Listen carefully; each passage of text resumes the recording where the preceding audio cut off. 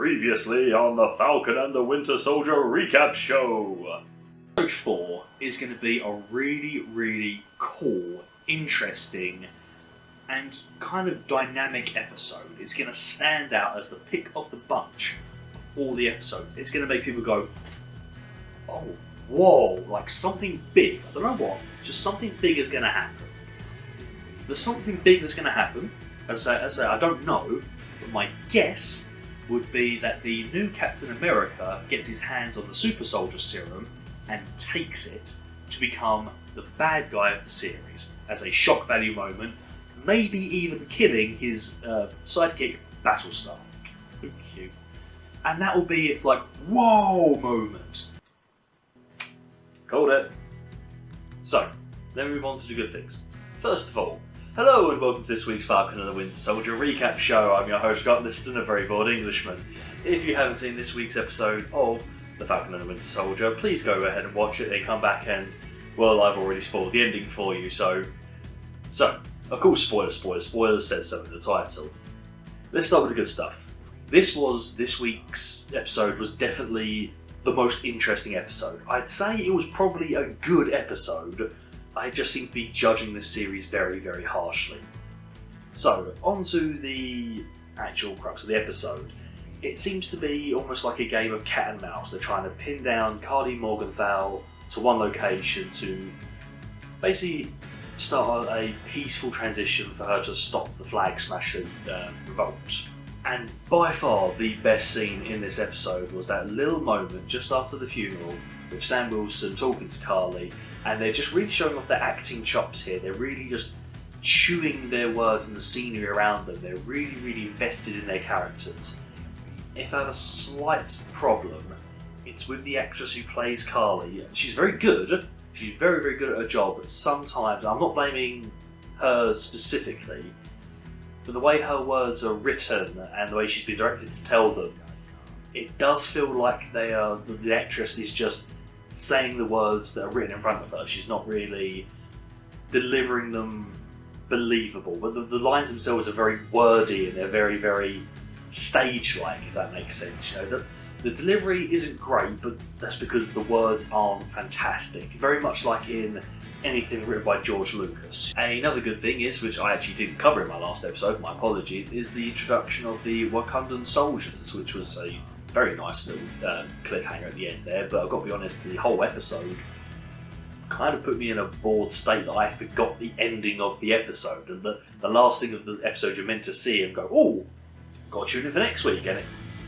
didn't hit very well, but made an impact in this episode here, and once again, that's 2 now, a fight scene has happened where it wasn't very ugly. It was a little bit by the numbers, and yeah, it did get a kind of a good chuckle out of me with, you know, watching the new Captain America fight, and like, Falcon and Winter Soldier, maybe we should stop this. Looking good, John.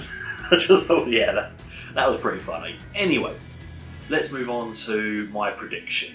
So, yes, he took the super soldier serum after Zemo apparently destroyed all of them. But he took it and is now elevating himself to being the bad guy.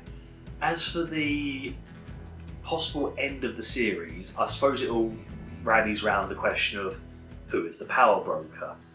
Now, I don't really have any solid theories myself. I mean, of course, I'd love it to be, you know, Broker from Guardians of the Galaxy just come to Earth for some reason, but that's not going to happen. As well as the Collector would be a rather interesting, if not bizarre, one to do, but why?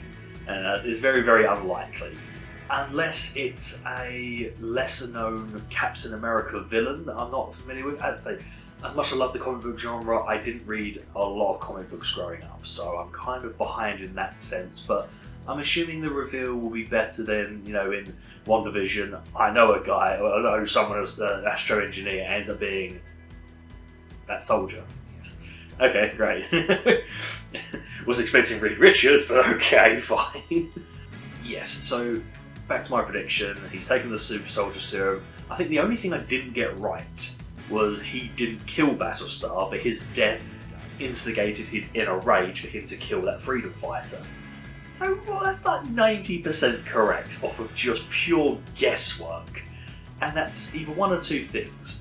Either one, I'm too smart for my own good, or two, the more likely of the scenario, is that this show can be very, very predictable. I find myself finishing the sentences of the characters in my head before they even say it, because it's not great. This show, it's so infuriating. So I want the show to succeed, but it just isn't that good. With WandaVision, there was always those questioners: what's going on? Like trying to process all this information, trying to find the clues, and they gave them to you there and then. But here, it just seems like no real energy went into it. It's very by the numbers and basic. It's so many times I've seen this exact same story, give or take, play out in front of us. You know what? I blame Game of Thrones. Game of Thrones ruined everything for me because it's brand new television and I want to see new all the time, and they ruined themselves with their last season. There, I said it. So, part one of my 2-3 part prediction has gone pretty much bang on with the new Captain America becoming the bad guy. So my next prediction for episode 5 is going to be along the lines of, it's not going to be related to the main story that much. I wouldn't be surprised if the bulk of the episode is dedicated to flashbacks with John Walker and Battlestar. So adorable. Them guys in the trenches and doing some real character building, character growth. And then, I wouldn't be surprised again if the episode ended with Captain America holding his bloody shield again. That's... I mean, I have no idea with like 2 episodes to go how they're going to end this, but as we know so far, Baron Zemo's gone missing, the super soldier serum has been destroyed, and the guy who creates it's been killed. We don't know who the power broker is, and Sam and Bucky have not been given that opportunity to shine together.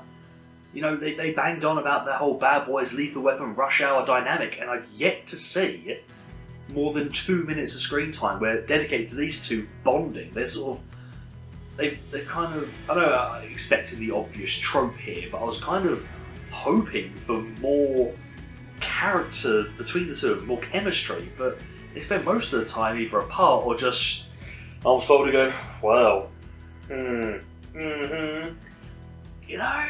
that's not enough for me, and I feel they've let down the actors and the characters for this show. Once again, I hope I'm wrong. I hope the next 2 episodes absolutely prove me wrong and call me a bald idiot, but that's just me. That's just what I hope for. If I was to make a prediction of how this series ends, I can only assume it's a combination of the new Captain America working for this power broker. Maybe they have a common interest to eliminate the threat, including Falcon and Bucky. The why is still not there, and I don't think with 2 episodes to go I'm going to get a satisfying enough answer. But I can only imagine it ends with the new Captain America dead or imprisoned, probably more imprisoned, with Falcon taking the shield. So yeah, it feels like a bit of a lame way to end the episode, but it's kind of in tune with how the show goes. So let me know what you guys think of the show so far, and let me know if you've got any theories of who this mysterious power broker could be. But for now, have yourself a fantastic weekend, and I'll see you all next time for episode 5. Take care now.